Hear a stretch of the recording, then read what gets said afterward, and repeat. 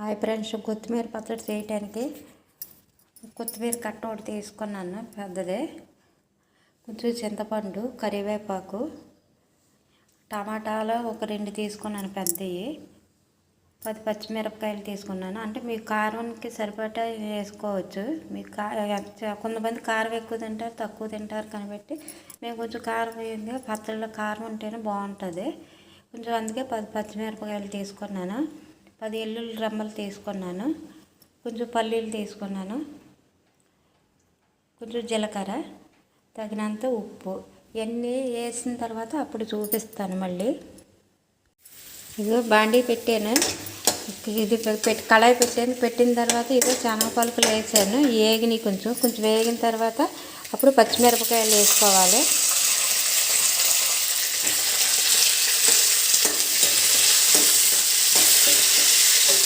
సిమ్లో పెట్టుకొని వేసుకోవాలి, ఎక్కువ ఆయిల్లో పెట్టకూడదు, ఎందుకంటే పల్లీలు మాడిపోతే బాగోదు.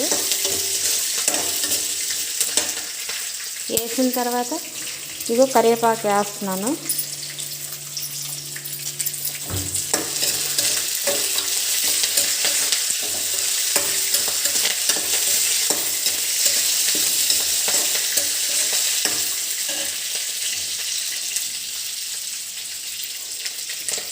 జీలకర్ర వేస్తున్నాను.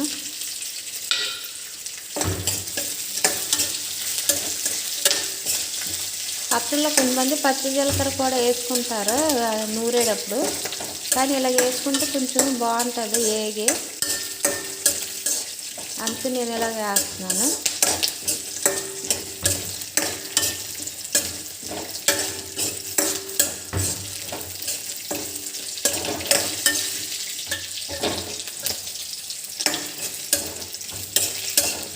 ఇవి వేగిపోయినాయి, ఈ ప్లేట్లో తీసుకుంటున్నాను.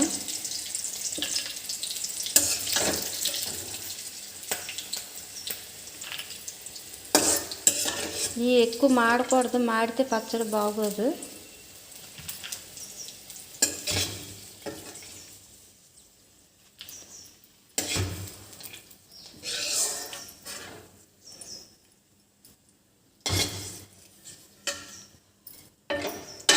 ఇప్పుడు ఇదే కళాయిలో టమాటా ముక్కలు వేసుకుంటున్నాను.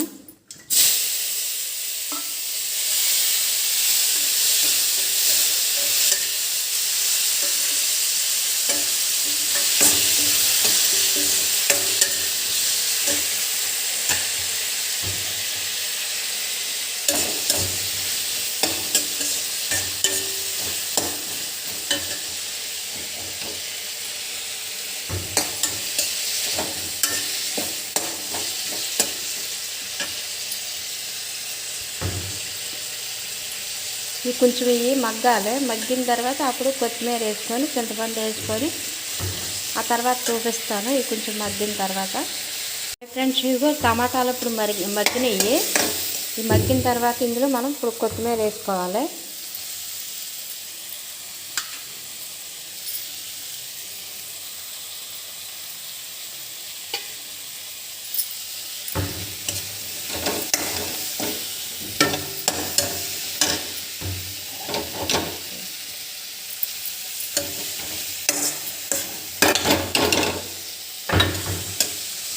కొత్తిమీర వేసుకున్న తర్వాత ఇలాగ కదుపుకొని ఇలా కలుపుకోవాలి.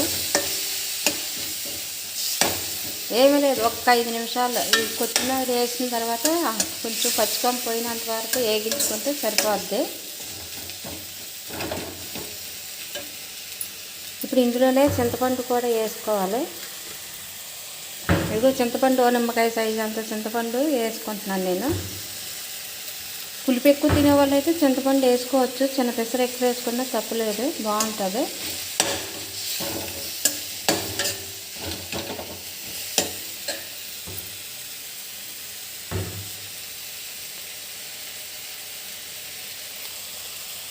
ఇంకా కట్టేస్తాను ఫ్రెండ్స్. ఇందులో ఉప్పు కూడా వేస్తున్నాను ఇప్పుడే.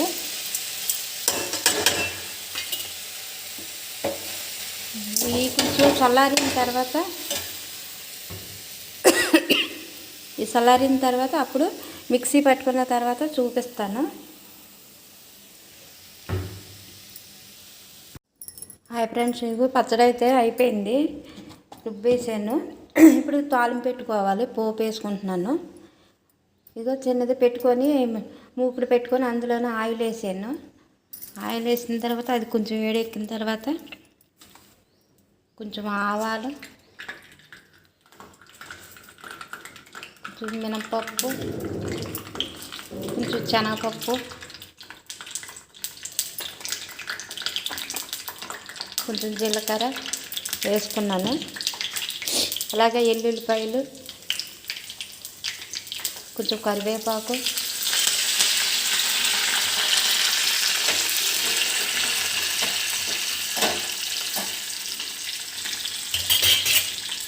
అలాగే ఎండుమిరపకాయలు,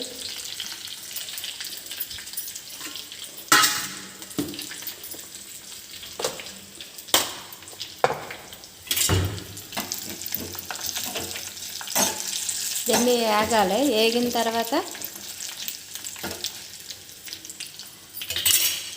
అప్పుడు కొంచెం ఇంగువ కూడా వేసుకోవాలి. ఇప్పుడు పొయ్యి కట్టేస్తున్నాను. ఈ పోపు పచ్చట్లో వేసుకొని కలుపుకోవడమే.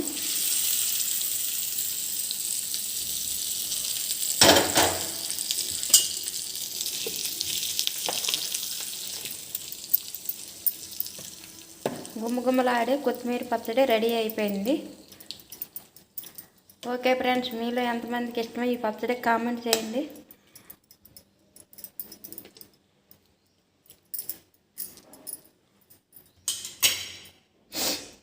ఇది కొత్తిమీర పచ్చడి బాగుంటుంది. వేడి వేడి అన్నంలో వేసుకొని కొంచెం నెయ్యి వేసుకొని తింటే చాలా బాగుంటుంది. మీరు ట్రై చేయండి, చూడండి. నాకు ఎలా ఉందో కామెంట్ పెట్టండి. ఓకే ఫ్రెండ్స్, మరి బాయ్, మరి ఉంటాను మరి.